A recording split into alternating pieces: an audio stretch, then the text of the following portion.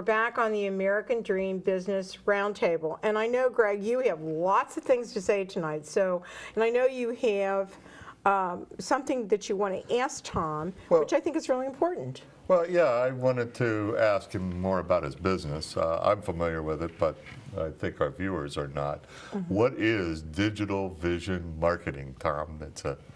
Well, we're basically experts in digital signage and digital menu boards. And for those people that aren't familiar with what digital signage is, if you were to take the electronic billboards you see along the interstates and shrink that down to a high-def flat screen and put it indoors, then that becomes a digital sign.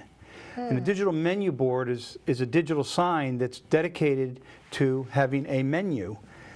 So you could be in a quick service restaurant, like fast food place or something, and instead of having a static menu, you now have the ability to put pictures of the different things that they're serving and make more sales and upsell them to different items. It's quite effective because the medium, the TV medium, especially high def, draws your eye to it, and so you're constantly looking up at it, and it's the best point of sale system on the planet. Well, from conversations that I've had with you, it's my understanding that this type of advertising, if you will, is very popular in Europe and Japan, but not yet all that popular in the United States. Is that true? We are lagging behind. There are some areas, maybe you get into New York City and places like that, where you'll see a lot more of it. But for the most part, we're lagging behind. It's not being utilized as effectively as it could be.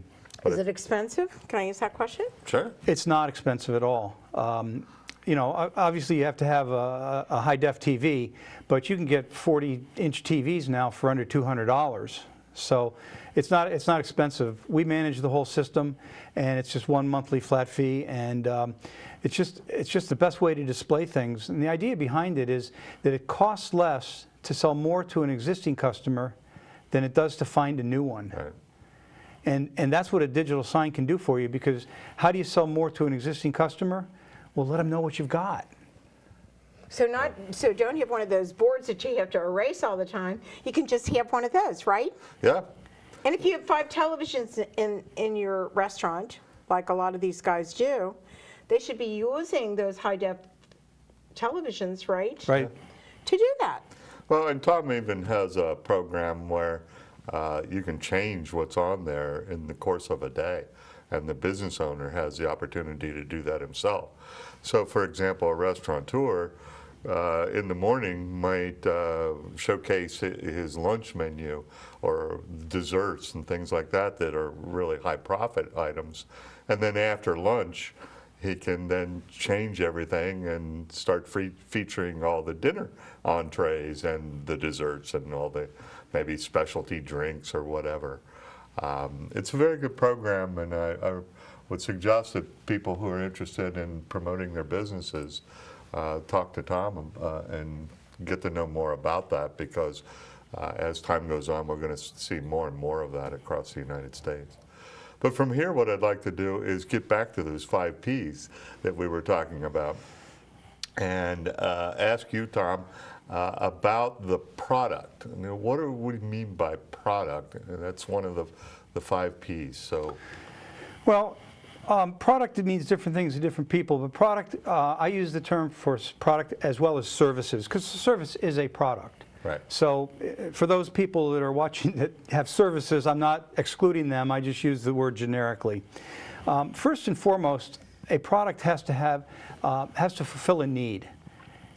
Somebody buys your product because it's a solution to something that they need to have, and if you don't have a solution, if your product isn't a solution to their need, then you've got a tough battle ahead of you. Well, I'd like to tie in what Kathryn was mentioning about her friend with the trust, because this gentleman's at a stage where he doesn't have the total product yet, because the product includes the package, which is the cardstock, and maybe the name. What are you going to call this product?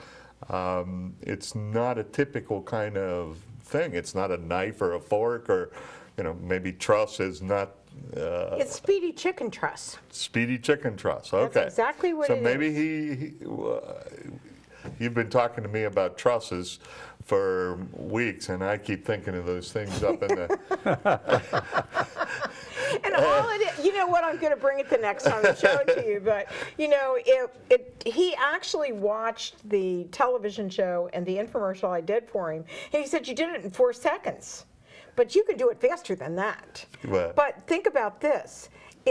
He's 74, he's got Parkinson's, he knows it, and it's a God thing, he said. He actually was given the idea by God, he said, right? Okay.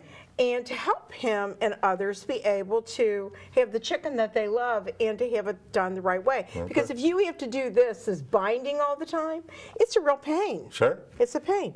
So he made this so simply that when you see it, you go, that's it?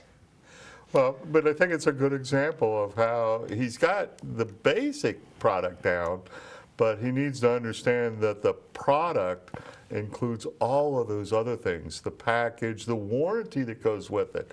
And products are different. Some need to have instructions on how to construct it. You know, others need the details on how it operates. And every product is different. And so, but the notion of product when we're talking about the 5 Ps is all about the total product. And then we move on from that and talk about price. Tell us about price. I just want to say one more thing about product, if Okay. I may. Another part of a product that's very important is to understand the value proposition. And a lot of people talk about the term value proposition and don't really, I think, understand exactly what it means. And what that is that it's what the product's going to do for you as the person that uses that product. And your friend actually hit on the value proposition in the name. Speedy, trust, right? Speedy chicken trust. Okay, speedy is part of the value proposition. In other words, it's faster and possibly easier than whatever else is out there. Well, you're touching on something else I was planning on talking about in a moment or two, but features versus benefits. And part of what that every product has is a list of features. You know, it runs on 110 volts and whatever it is. In the tax prep business, for example, I could tell people about all the wonderful things that we do, but they're really not interested in that. They want peace of mind. That's the benefit that they get, rather than, they're not really focused on the features of what we provide. And it goes back to that old adage, I can't remember who the first one that said it was, but you sell the sizzle, not the steak. Right. You know, lots of restaurants sell steaks, but you want to sell the sizzle and get people excited about your product. So Yep. all of those things are included in the product. Right. And the one thing I want to let you know is that we've got a short time on this segment. So what would you summarize this segment for the 5 Ps? Well, make sure that your product satisfies a need.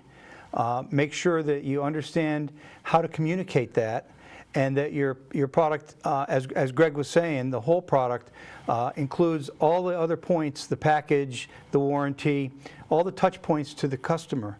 Even your salespeople are part of the whole product. Right. That's right.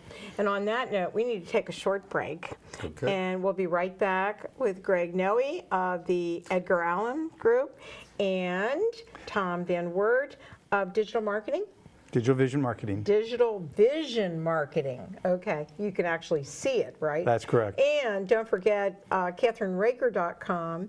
And eventually we're going to have the American Business Dream Roundtable.com, I hope. Yes. Yes, we are. So you'll be able to see all these different episodes, right? Right, gentlemen. We'll be right back.